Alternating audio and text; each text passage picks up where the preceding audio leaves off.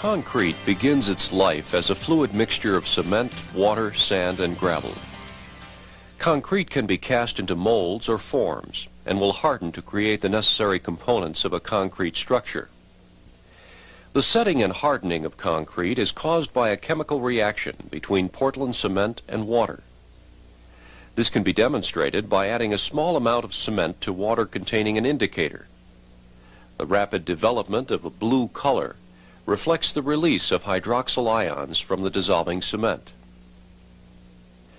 The chemical reaction between cement and water is called hydration. The dissolving cement increases the levels of calcium and silicon in the solution. When the concentrations of dissolved species reach critical levels, new solid products are formed through a precipitation reaction. This is a sketch of cement grains suspended in water. The solid hydration products form coatings around the particles of cement and gradually fill the space between. When the coatings first begin to impinge, setting occurs. There is a steady development of strength as the coatings grow together. The amount of strength attained by the mixture of cement and water depends on how effectively the space between the grains is filled up. Concrete will harden within a few hours, but hydration continues for weeks, even years after placement. Here is a picture of cement particles before exposure to water. Dry cement is a fine powder, and the particles are not attached to each other. After the cement is mixed with water and allowed to stand, the picture is quite different. Now the particles are grouped together and attached by solid material that provides structural integrity. Scientists at the National Institute of Standards and Technology have learned how to simulate cement hydration on a computer. Using computer simulation, hydration is speeded up to occur in minutes rather than days. Before the hydration simulation, particles of cement are arranged on the computer display. The computer determines regions of the particles that can dissolve into water. The bits of dissolved cement diffuse through the water in a random manner and react to form solid phases according to certain rules. After a cycle of dissolution, diffusion, and precipitation is complete, the computer proceeds with another cycle.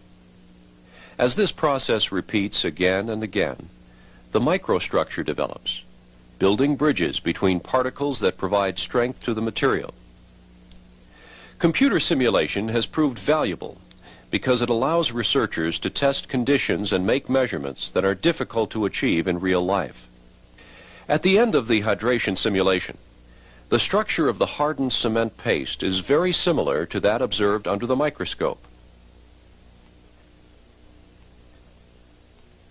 Hydration is an exothermic process which generates heat through chemical reactions. The process of hydration can be easily followed by monitoring the production of heat that accompanies the reactions.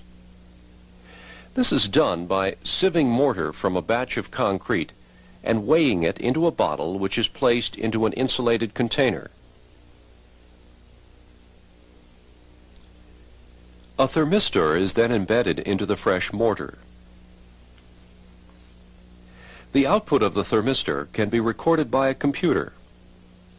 The results of this experiment can be plotted as a curve of temperature versus time.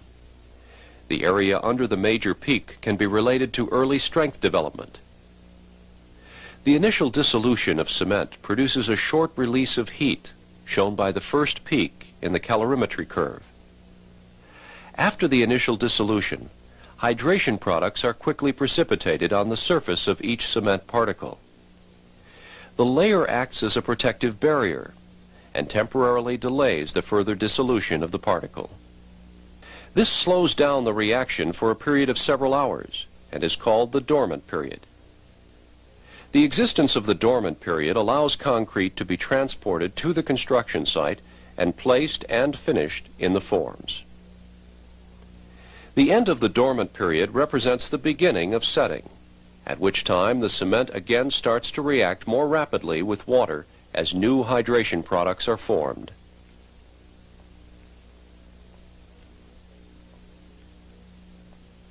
Scientists are using measurements of other properties to monitor concrete setting and hardening. Researchers often need to know what portion of the cement has hydrated. The degree of hydration can be estimated by heating a sample of cement paste and measuring weight loss as a function of temperature using thermogravimetric analysis equipment. The free water in a sample is driven out by heating to 105 degrees Celsius. At 105 degrees, the sample is dry, but still retains its strength. The water involved in the hydration reactions is chemically combined with the cement and can be driven out of the sample by heating to 1,000 degrees. At 1,000 degrees, all of the original mix water has been removed from the sample. The degree of hydration is calculated from the weight of chemically combined water. A typical cement paste cured in moist conditions will reach a degree of hydration of about 80% in 28 days. The electrical properties of cement or mortar samples can be followed over time, leading to profiles of changes in electrical resistance. The electrical properties of this cement specimen are being measured using the two metal electrodes and equipment that measures resistance and impedance. This chart illustrates how the resistance of electricity through the cement increases as the cement hydrates. At early ages, the water easily conducts current across the specimen. But when hydration products fill in the open spaces within the specimen, electrical current cannot pass as easily. In this way, the electrical properties can be related to the degree of hydration. The resistance and impedance of cement is a topic of research that may someday change the way we test fresh concrete in the field.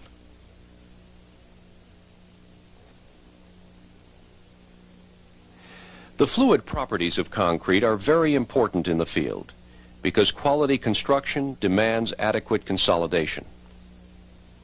The standard slump test provides a coarse measure of concrete workability. This test is widely utilized because it is easy to conduct in the field. Fluid properties are also the subject of research in the lab because the flow of cement changes as hydration proceeds. Properties such as viscosity and the initial resistance to flow are used to characterize liquid materials. Water is a liquid with low viscosity and a low initial resistance to flow. But concrete, mortar, and fresh cement paste have much higher viscosity than water.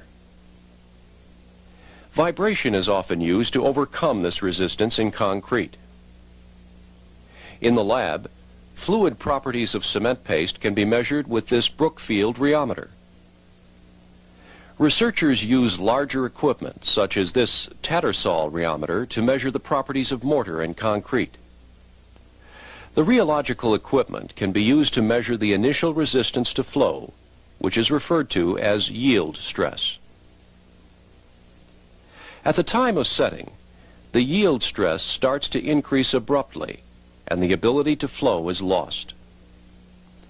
Researchers are interested in flow characteristics to understand how the process of hydration stiffens the fresh concrete and leads to set in the concrete. The rate of hydration can be controlled several ways. Factors such as temperature, cement type, and admixtures influence the rate. One of the most important variables is the ambient temperature. High temperatures speed up hydration so that setting is faster, as well as subsequent strength development. The opposite occurs when the temperature is lowered.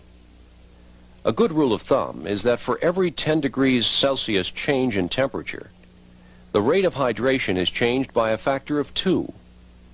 For example, an increase in temperature from 20 degrees Celsius to 30 degrees Celsius doubles the rate of hydration.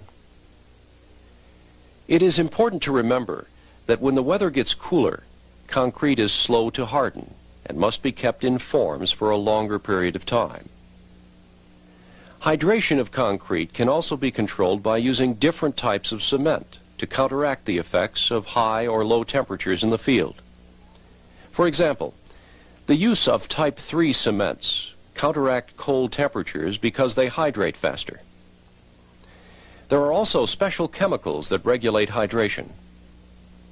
Accelerators can be added to concrete to make hydration proceed faster. Set retarders slow hydration. These materials are widely available. In summary, hydration is a chemical reaction between the cement and water that bind the cement particles and the aggregate in concrete into a strong, enduring mass. One of the important advantages of concrete over other construction materials is that it is mixed and formed on site, and it can take on very large and flexible shapes. The ability of concrete to quickly gain strength makes it a valuable material for roads, buildings, bridges, and other important structures.